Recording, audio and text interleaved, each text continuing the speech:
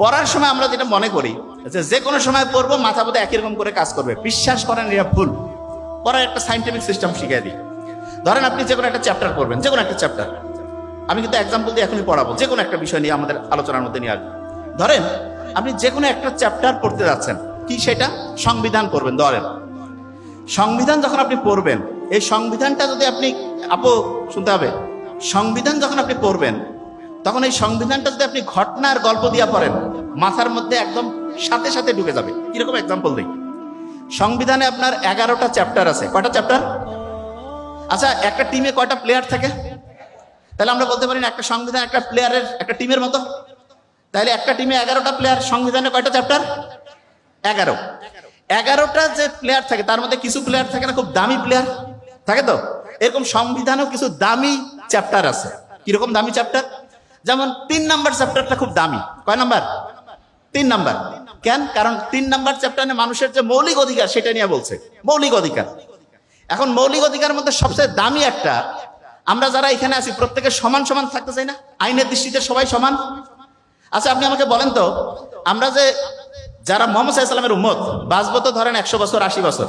আগেকার সময় নূহ আলাইহিস সালাম, আদম আলাইহিস সালাম, ওই সময় মানুষজন বাঁচতো 800,000 বছর। ওরা যত ইবাদত করবে, আমরা যদি তাদের সমান সমান হইতে চাই, তাহলে এমন একটা সিস্টেম লাগবে না যাতে করে আল্লাহর রহমতে আমরা একদিনে বেশি পরিমাণ ইবাদত করতে পারি? এই জিনিসটার জন্য আল্লাহ রোজার মাসে একটা স্পেশাল রাত রাখছে। ওইটা কত রাত, কত রোজা? 27।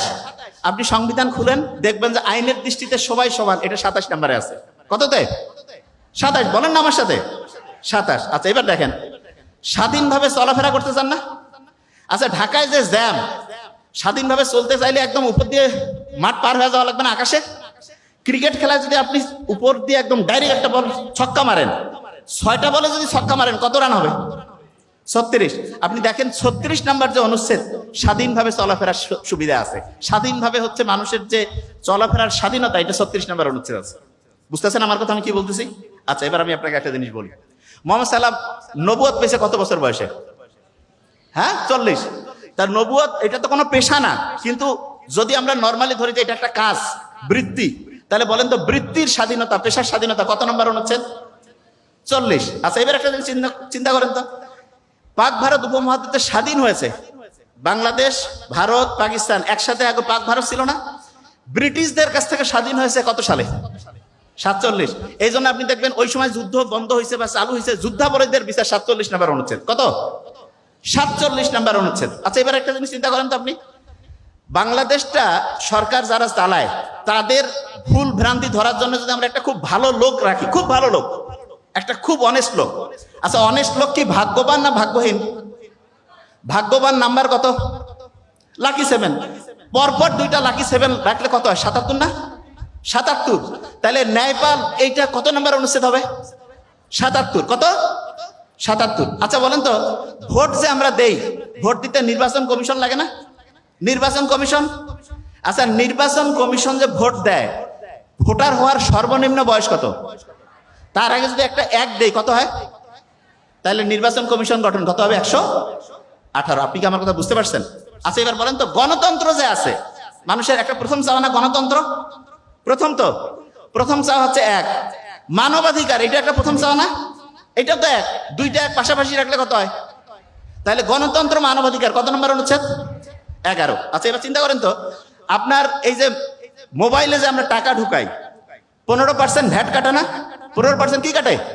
ভ্যাট। এবার আমাকে বলেন, 15% ভ্যাট এটা দেই এই কারণে, গরিব হোক, দুঃখী হোক, ভিক্ষুক হোক, প্রত্যেকে যাতে মৌলিক অধিকারগুলো তার সাথে পূরণ হয়। তাহলে মৌলিক অধিকার পূরণের জন্য রাষ্ট্র যে ব্যবস্থা করবে, কত নম্বর অনুচ্ছেদ? 15। Very fine. আচ্ছা বলেন তো, ওই যে 18 বছর বয়স আছে না একটা জিনিস, তাহলে 18 বছর বয়সের সাথে দেখেন তো, আমরা বলি না যে নৈতিকতা, জনস্বাস্থ্য নৈতিকতা, এটা কত নম্বর অনুচ্ছেদ আছে? জনস্বাস্থ্য নৈতিকতা 18। কত আছে বলেন? 18। আচ্ছা এইবার একটা জিনিস আমি আপনাদের বলি, প্রথম থেকে যা কিছু আমরা বলছি, যদি আমরা ঘটনার গল্প দিয়ে পড়ি, পড়াটা মাথায় আসতেছে না সহজে? এবার আমি ধরবো, আইনের দৃষ্টিতে সবাই সমান, কত? 27। স্বাধীনভাবে চলাফেরা 36। পেশার স্বাধীনতা 40। এই যে যুদ্ধাপরাধীদের বিচার 47। এবার যদি আমি বলি হচ্ছে ন্যায়পাল 77। নির্বাচন কমিশন গঠন 118। গণতন্ত্র মানবাধিকার 11। মৌলিক অধিকার মানে পূরণের জন্য সরকার চেষ্টা করবে, এইটা কত নম্বরে? 15। কত? জনস্বাস্থ্য নৈতিকতা 18। জিনিসটা কি বুঝতে পারতেছেন?